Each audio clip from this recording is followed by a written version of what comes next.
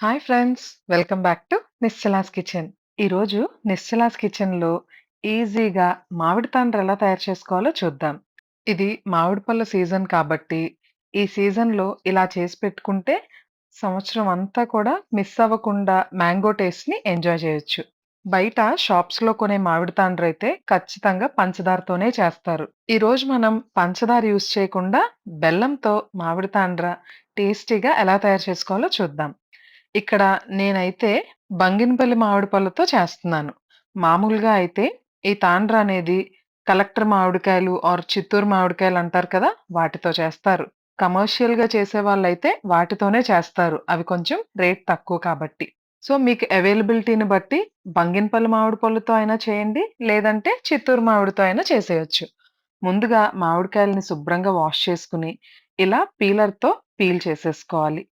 Peel చేసుకున్న మామిడికాయలన్నీ కూడా ఇలా చిన్న చిన్న పీసెస్‌గా కట్ చేసుకొని, మిక్సీ జార్‌లో వేసి మెత్తగా బ్లెండ్ చేసుకోవాలి. చూడండి ఎంత మెత్తగా వీలైతే అంత మెత్తగా. ఇక్కడ నేను 3 కప్పుల పల్ప్ తీసుకుంటున్నాను. మీరు ఎన్ని కాయలతో చేసుకోవాలి అనేది మీకెంత క్వాంటిటీ కావాలో దాని మీద డిపెండ్ అయి ఉంటుంది. ఈ 3 కప్పుల మ్యాంగో పల్ప్‌కి 1 కప్ బెల్లం యాడ్ చేసుకోబోతున్నాం.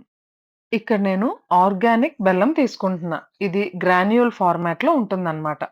మీరు బెల్లం పౌడర్ అయినా తీసుకోవచ్చు. లేదంటే బెల్లం క్యూబ్ లాగా దొరికితే దాన్ని చిన్న చిన్న పీసెస్‌గా చాప్ చేసైనా తీసుకోవచ్చు. సో, 3 కప్పుల మామిడి పేస్ట్‌కి 1 కప్ బెల్లం.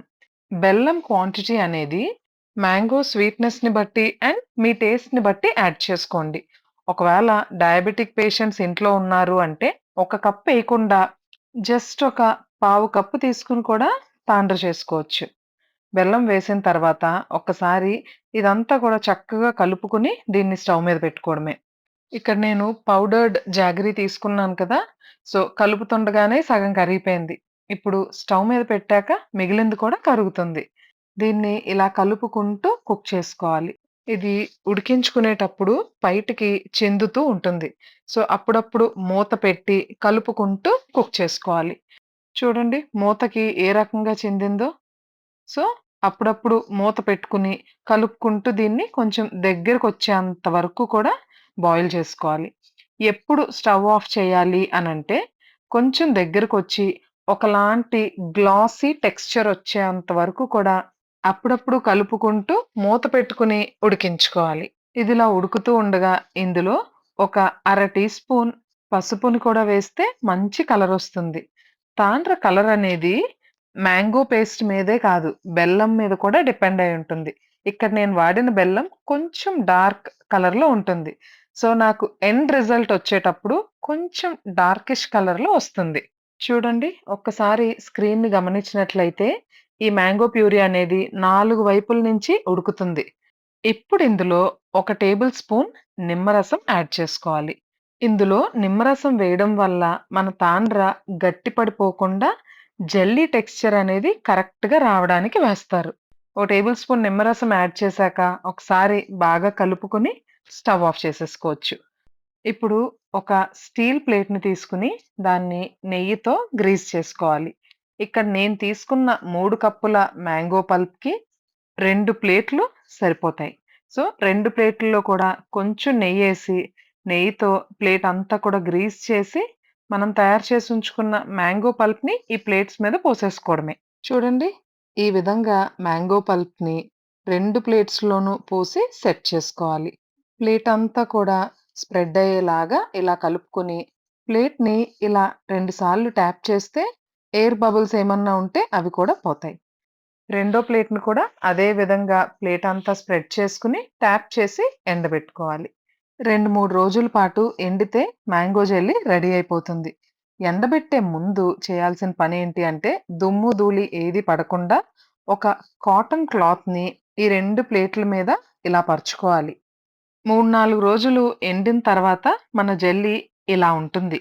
జస్ట్ చేత్తో టచ్ చేసి చూస్తే మన చేతికి మ్యాంగో పేస్ట్ అంటకుండా ఉండాలి. అలా అయితే జెల్లీ రెడీ అయిపోయినట్టే.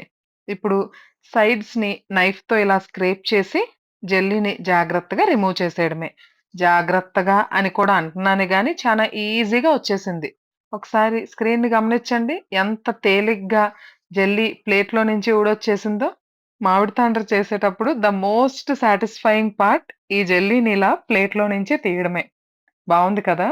మీరు కూడా ఖచ్చితంగా ట్రై చేయండి. ఎండ లేదు అని చెప్తారేమో ట్రై చేయకుండా ఉండడానికి. ఎండ లేకపోతే హై స్పీడ్‌లో ఫ్యాన్ పెట్టి, ఫ్యాన్ కింద ఉంచినా సరే ఆరిపోతుంది. ఖచ్చితంగా ఏదన్నా ఒక క్లాత్‌ని కవర్ చేసి ఉంచాలి. లేదంటే దుమ్మేదన్నా పడే అవకాశం ఉంటుంది. మరి మీరు కూడా ట్రై చేస్తారా?